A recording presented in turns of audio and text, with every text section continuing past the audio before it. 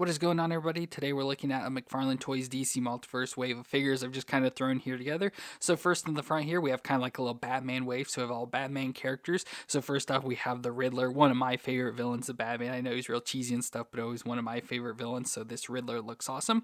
Then we've got Tim Drake Robin, so we have like a full version of Tim Drake Robin and stuff. Looks pretty cool to have him there. And then we have Batwing as well, so cool to have Batwing. I read the comics when he was first introduced, so cool to have a Batwing figure. And then also thrown in this, we have the Anti-Monitor. So it's a deluxe figure, so it's going to be really big and everything. Looks really cool there. They have the Anti-Monitor from the Crisis on Infinite Earth storyline, so that is cool as well. So we have these four figures to look at, and I'm excited for each of them. So let me go and get them out of the box, and we'll take a look at them together. So starting off with Riddler, whose real name is Edward Nygma, and he had a fascination with puzzles from a young age and began his mastery of puzzles of all kind that led him to being a carnival employee who excelled at cheating customers out of their money with bizarre puzzles and mind games. But he eventually came up with the disguise of the Riddler to challenge Batman, who he believed would be a worthy adversary, and this is when he developed a compulsion to incorporate riddles, puzzles, and death traps into all of his schemes to prove his intellectual superiority over Batman. So he looks pretty cool here. As with Riddler, you know, he doesn't really have any superpowers besides being real smart and everything, but obviously this looks really cool as Riddler. Very nice classic design with the all green spandex bodysuit with the question marks all over it, so that looks really cool. And love the purple thrown in, so he's got the purple domino mask on his face, you know, to hide his identity, but then has a purple belt around the waist, purple gloves, and then I thought he'd have purple boots, but just the green continues down with more of those question marks there. So overall, I think he looks pretty good here. Love this. Like I said, Riddler was one of my favorite Batman villains, so having him in this classic design is really cool. But we'll do his movement, so his head will twist all the way around. Can look down that far and up that far, so about this normal movements we get from McFarlane figures. The shoulders can come up to 90. Now we do have like this butterfly floating around in there. It's a little bit too loose, so I hate how you can see like the gap and stuff. So I wish they'd give him a little bit more body so it'd fill in this hole a little bit more. But it's nice to have that range so you get the movement back and forth.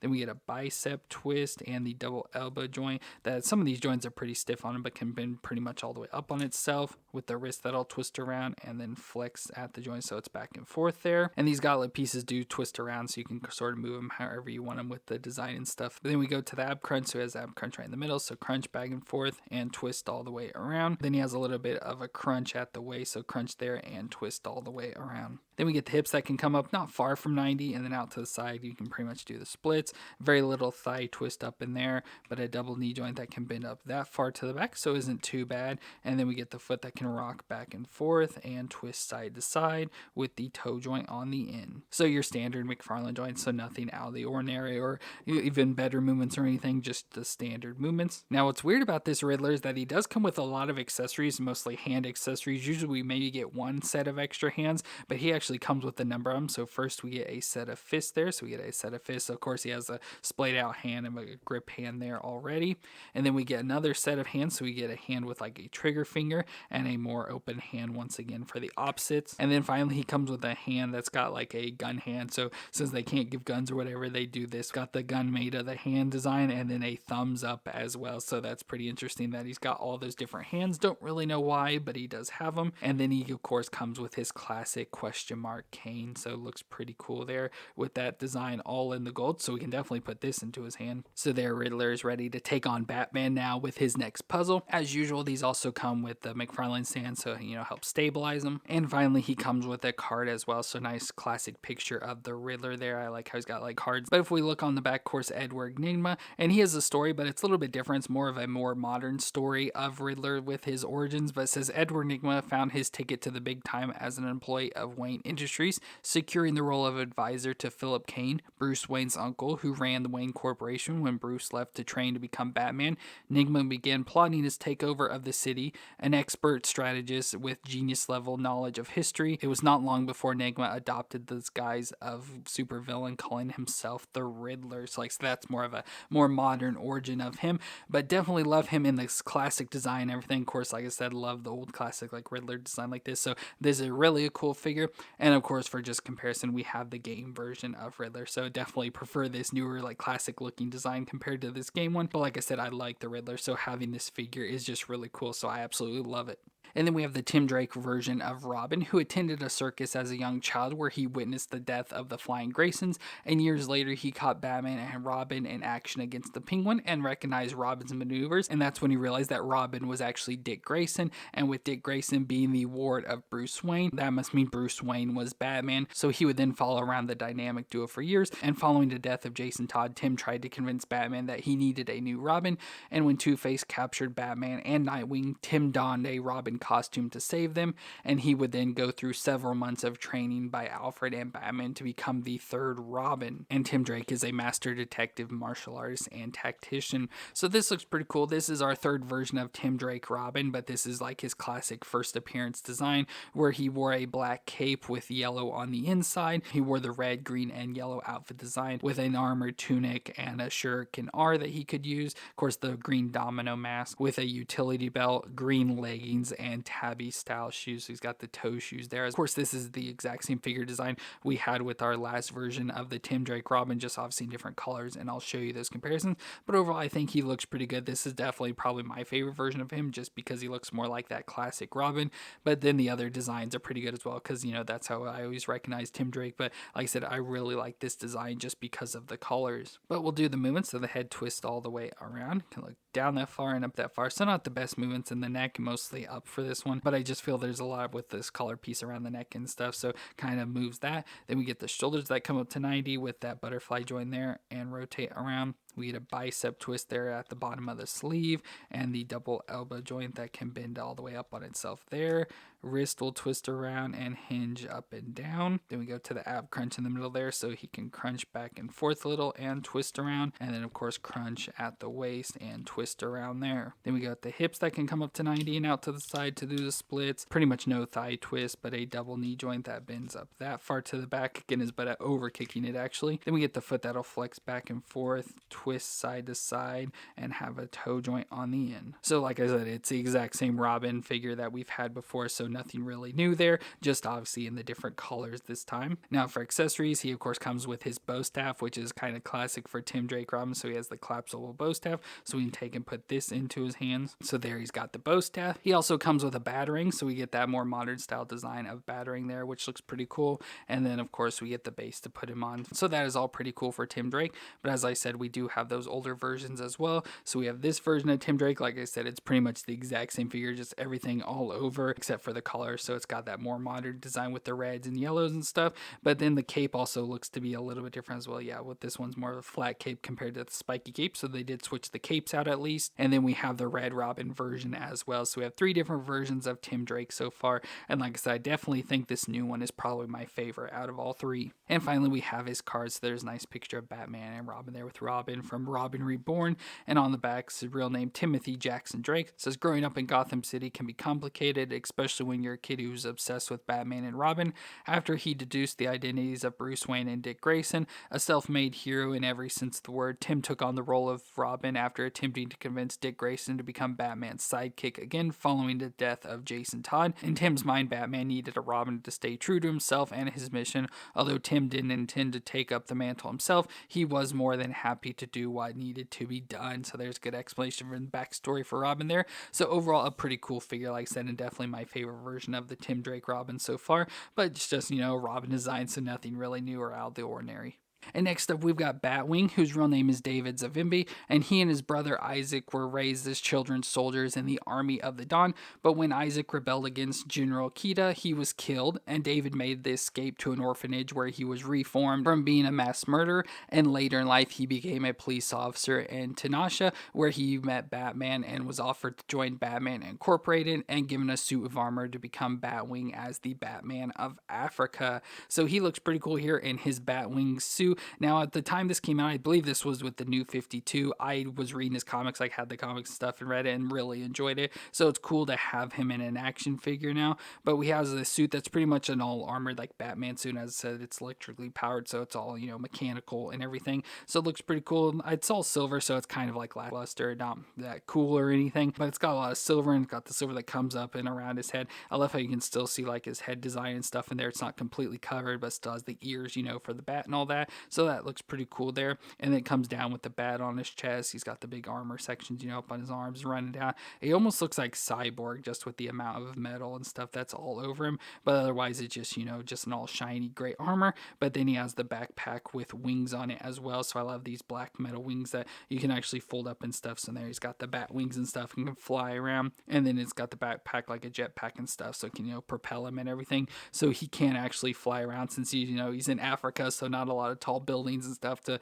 like sort of grapple around and things. So cool that he has actual wings to fly. But we'll do the movement so the head can twist all the way around. It can look down that far and up that far. Then we get the shoulders that can come up to 90. So we have softer armor that gets out of the way there. So up to 90 with that butterfly joint and rotates around. We got a bicep twist and the double elbow joint that can bend up that far at least, with the wrist that of course will twist all the way around and hinge back and forth. Then we got the ab crunch in the middle, so crunch back and forth and twist around, and then the waist crunch and twist around. Then the hips will come up to 90 and out to the side. Oh, really good at doing the splits. His hips are pretty loose in there. A little bit of a thigh twist, but a double knee joint that can bend up that far to the back, so not too bad. Then we get the foot that'll flex back and forth, twist side to side, and has a toe joint on the end. And then of course on the back we do have those wings as well, as I already showed, that do flex up and down, so you can adjust those there. So overall he's a pretty nice design. Like I said, I don't like it because he just looks too much like Cyborg with all the shiny metal armor, but I do like the design overall, especially with like the head design with the cowl coming up over that way,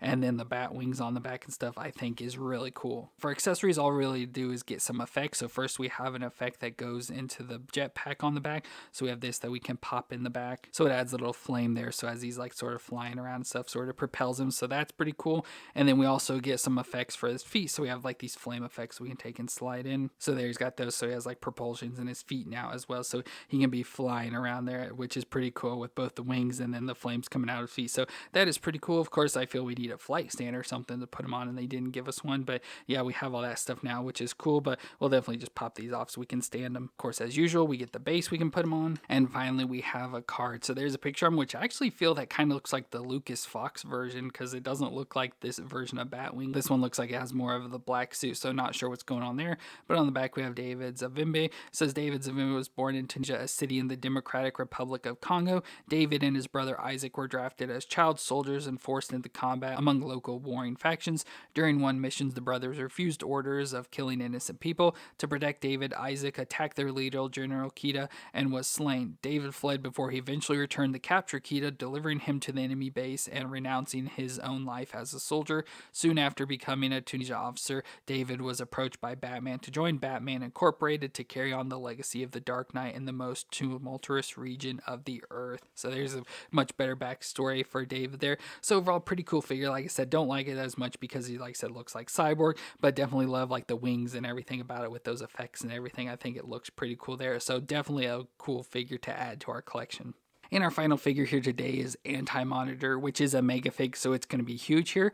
But Anti-Monitor was the main antagonist of Crisis on Infinite Earth storyline, which first appeared on Crisis on Infinite Earth number 2 in May 1985. And it was born in the antimatter universe when the scientist Corona used a device that created the multiverse. It then embodied evil and sought to conquer all of existence. It would lay dormant for 1 billion years until awakened during the Crisis events, and it began releasing a shockwave of antimatter that destroyed all positive matter universe.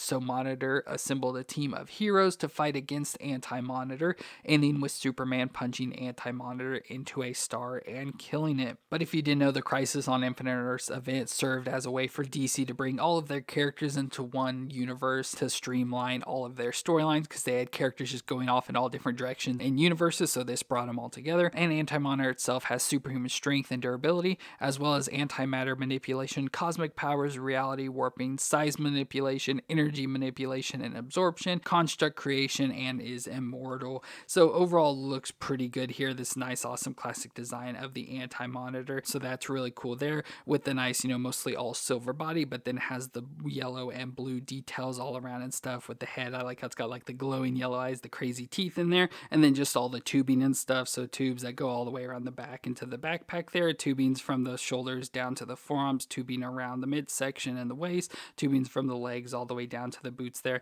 And I love how it's got like the clone, so it's got the chest piece, underwear, forearm gauntlets, and boots there at the bottom. So very cool design overall figure. It kind of looks dorky as well, but pretty cool exposure for that classic design of the Anti-Monitor. But we can do the movements. So the head here is actually a head that can twist around. I thought it was just going to be all solid, but it's got this section here. It's hard, of course, to get a hold of, but it can rock back and forth and then actually twist around a little as well. So I'm surprised it even has any of the movements at all. And like I said, I figured it would just be solid up in there.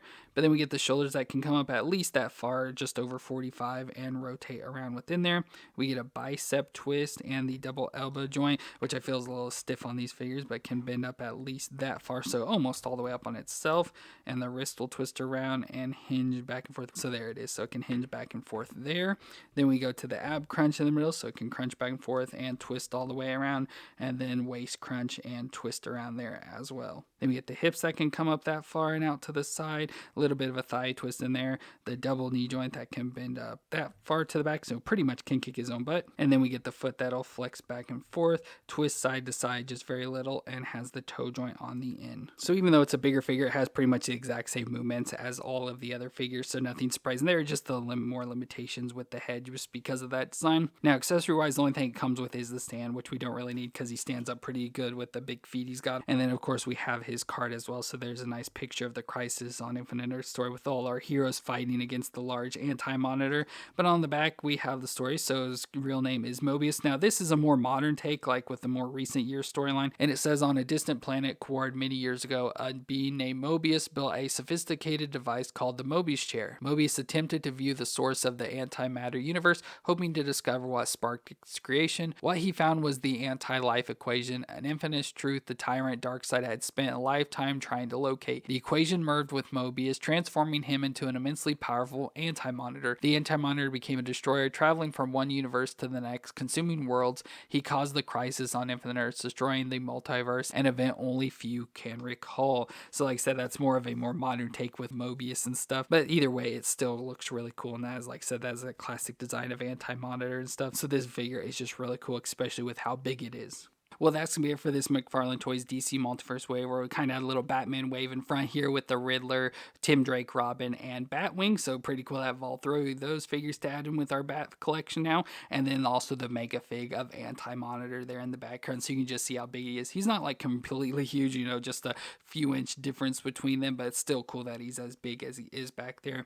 So very cool figures overall. Love the designs of each of these, but like I said, they're the McFarlane figures, so I think their movements and joints and everything could be a little bit better overall, but they are what they are for McFarlane, so these are pretty good for that. But let me know what you thought. I'm down in the comments, and if you enjoyed this review, let me know with a thumbs up. Well, and thank y'all for watching. I hope you all stay awesome out there, and I'll see you in our next review.